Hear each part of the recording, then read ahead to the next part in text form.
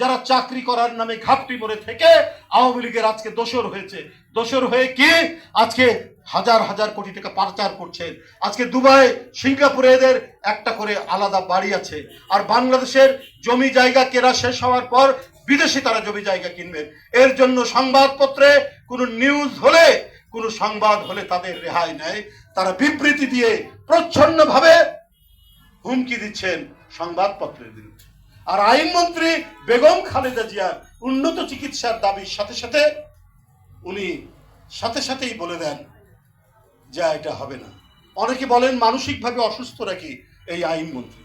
এর মধ্যে কোনো করুণা, এর মধ্যে কোনো সহানুভূতি, এর মধ্যে কোনো মানবিকতা নেই। এই লোকটাই না আপনার 111-এর মঈনুদ্দিন ফখরুদ্দিনের সময় দুদকের প্রধান একজন কৌশলী ছিলেন, প্রধান কর্মকর্তা। তো এই লোকটিকে শেখ হাসিনা কেন আইনমন্ত্রী বানিয়েছে? এ তো আপনার বিরুদ্ধেও 15টি মামলা যে হয়েছিল সেই মামলাটি পরিচালনা করেছে। এটাই তো প্রমাণ হয় আপনাদের আন্তর্জাতিক প্রভুরা 111 ঘটিয়েছিলেন, এবং ঘটিয়ে টার্গেট ছিল জাতীয়তাবাদী শক্তি, টার্গেট ছিল বেগম খালেদা জিয়া, টার্গেট ছিল দেশ নায়ক তারেক রহমান। এই কারণে আজকে তাদেরকে ধ্বংসের সমস্ত নির্লক্ষ্য হচ্ছে।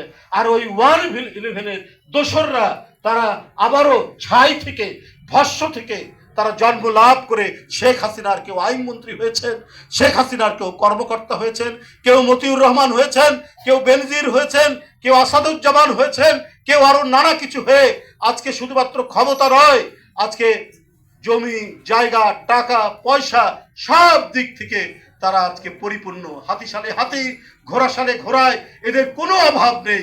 যখন যেটা মনে করছেন তারা সেইটি করছে।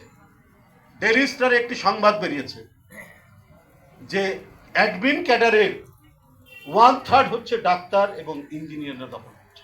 কেন আজকে অ্যাডমিন ক্যাডার, পুলিশ ক্যাডারে ডাক্তাররা এবং ইঞ্জিনিয়াররা আসছেন? তারা তো এমনিতে অত্যন্ত মেধাবী, তারা তাদের নিজস্ব যে ইঞ্জিনিয়ারিং যে ডিপার্টমেন্ট, সেই ডিপার্টমেন্টেই তাদের করার কথা, তাদের মেধা তো ওইখানে যাবে। কারণ এমন একটি লাভজনক চাকরি হয়েছে অ্যাডমিন ক্যাডার, পুলিশ ক্যাডার, যে ডাক্তার ইঞ্জিনিয়াররা পর্যন্ত এসে এইখানে চাকরি করতে চান, তারা বিসিএস দিয়ে এখানে চাকরি করতে চান। কারণ এখানে মানুষ সেবার চাইতে যে উদ্দেশ্যটা হচ্ছে, একজন এসপির যদি 60 কোটি টাকা হতে পারে, একজনের ডিআইজির যদি 100 কোটি টাকা হতে পারে, একজন কি বলে মতিউর রহমানের মতো রাজস্ব ইয়ের জন্য তার গ্রামের বাড়িতে বিশাল ডুপ্লেক্স, শহরের বাড়িতে 4 তলা বিল্ডিং, তার ছেলে কোরবানি দিতে পারে 15 লাখ টাকার ছাগল, তাহলে এই জব, এই চাকরিটাই তো অত্যন্ত লাভজনক চাকরি। তাই ডাক্তার ইঞ্জিনিয়াররা পর্যন্ত তাদের নিজস্ব বিভাগ থেকে সরে এসে এইসব জায়গায় আসছে। এই যে অনৈতিক প্রবণতার সৃষ্টি করেছেন তার প্রধান পৃষ্ঠপোষক প্রধানমন্ত্রী। আজকে বেঞ্জি কিছুই হবে না, বেঞ্জি এই যে যা কিছু দেখছেন কিছুই হবে না।